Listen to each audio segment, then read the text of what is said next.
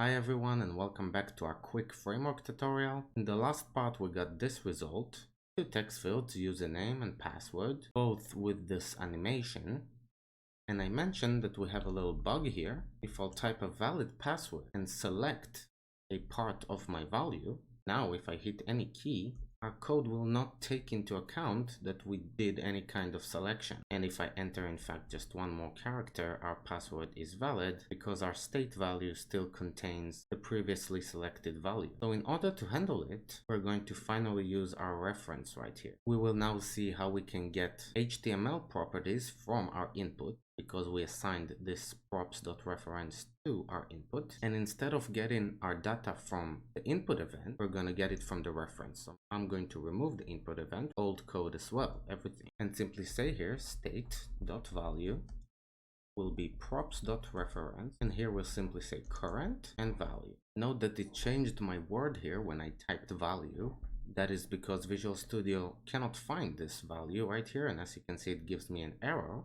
But everything is completely in order. If I save this, go back to my website and try the same thing again, we can now see that instead of a red color, we get neutral color, meaning the state is empty. And indeed, if I enter another character, it is now invalid. That is because at every input, no matter what it is, we simply say, give us the value of this text field and store it in our state. So this is how we can use this reference. Remember, in our login, we created this reference using the useRef hook, then passed it to our text field, and you can assign it to an HTML element to then get every property you want from it. Note that we created this reference right here in login so that we can now access this value from the login component as well. I would now like to move on to our register component. I'll simply copy all the HTML in our login, paste it right here in our register. We of course need to import the Qwik text field, and I'm going to add a few more, so I'll simply copy the input divs, paste them right here on top. This one will be first name, then we'll have last name, and I'll add another one here, confirm password. Now we need to create the references for those, so I'm going to import useRef, and we can create our references right here. So I'll say username, useRef, and I'll simply copy it 4 times, password, and so on. Now we can pass them to the correct component.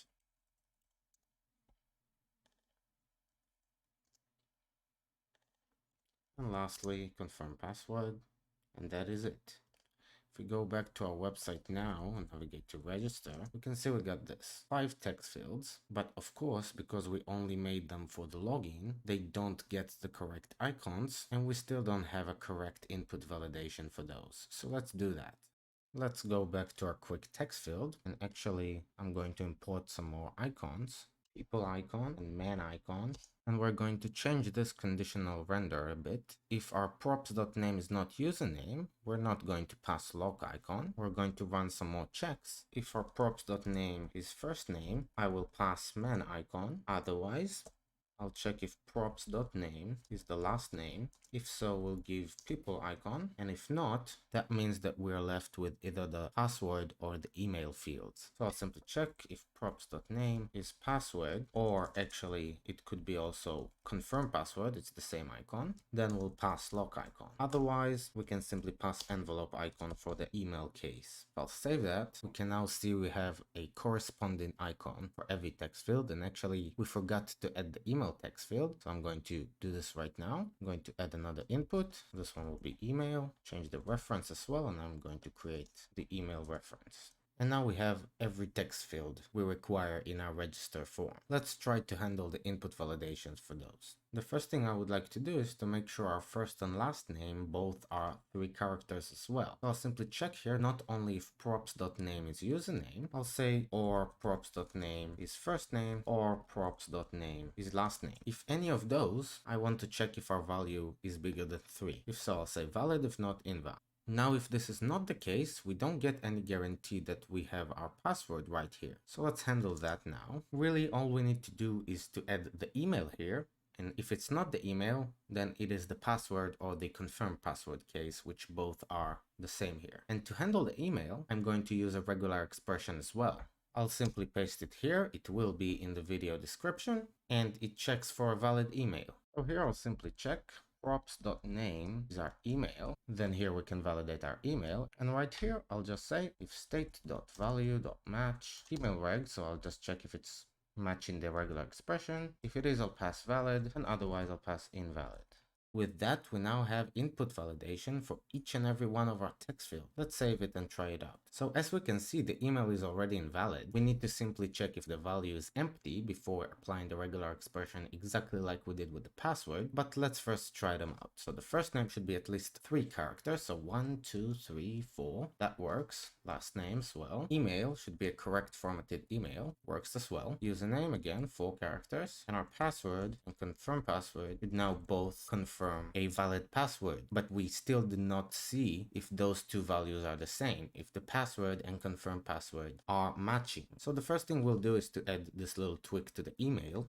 Right here, if it is the email, instead of matching the regular expression, we're simply going to check if state value length is bigger than 0. If it is the case, I'll pass right here the regular expression matching, and otherwise I'll just pass an empty class name. So now we just need to copy this match, move it right here, and that is all. Save that, go back to our website. We can now see the email is gray instead of red, and only when I start interacting with it, it changes color. If you remember, we did exactly the same thing with our password right here.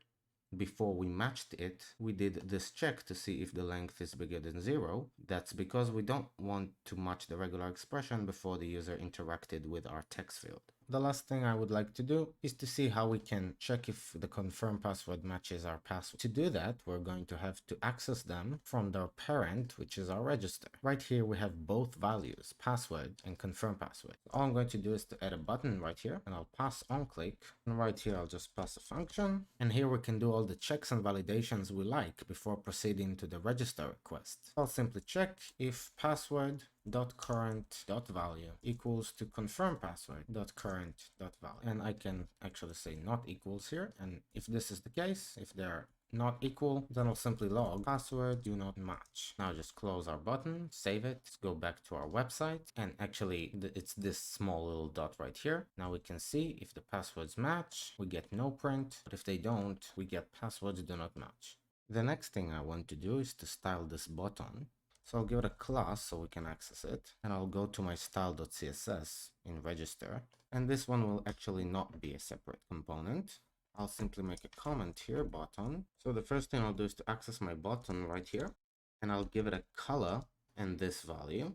I'll give it a border 1 pixel solid, a line height of 1, margin of 0.5 rem, position relative, button 20 pixels, padding 1 em, 2 em, background none, and transition 0.4 seconds. Then I'll say button hover and button focus, and right here I'll give it a border color and this value, color of white. This will of course handle what happens when we hover over the button, so I want to create this animation. I'll also give it a box shadow, inset 0, 0, 0, 30 pixels, and the color will be this one.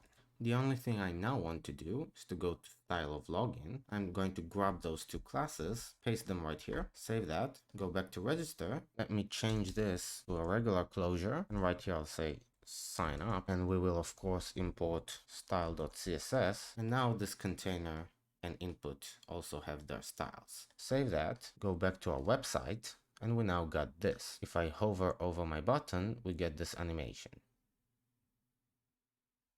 Now I would like to be able to present some kind of an error message when my user clicks on the button. In order to do that, I'm going to import MUIAlert right here, which if you remember, we have right here this alert from Material UI, which we exported, and we're going to use it. So in order to handle this alert, I'm going to create my state. I'll say const state will be again use store, and we of course need to import it. Here I'll create 3 variables that will enable us to control our alert. The first one will be severity, and for now I'll set it to be error. The other one will be message. For now I'll say error message. And the last one will be show message, which will be false. This will indicate whether the message is visible or not. Right here, even outside my div, I'm going to conditionally render if state.showMessage. I will return the MUIAlert, and otherwise I'll just pass this empty string. And right here I'll simply say MUIAlert, and we can pass severity. This will indicate the color and style of our text field. So right here I'm going to simply pass state.severity, and here I'll just say state.message. Note that we get an error here. This is a common theme we will see a lot. It says type string is not assignable to type alert color, but this will define our style just fine. Right here, instead of login passwords do not match, I can simply say state.message is passwords do not match, and say state.showMessage is true. Return after that, and if I save that, we actually got an error. That is because we now returning this outside our div, and we need to wrap this in a fragment in order for this to work. So I'll do that, save it again, and now I'll try to sign up. Go back, and now if I'll type a password right here and the confirmed password is different, hit sign up, we get this alert, passwords do not match.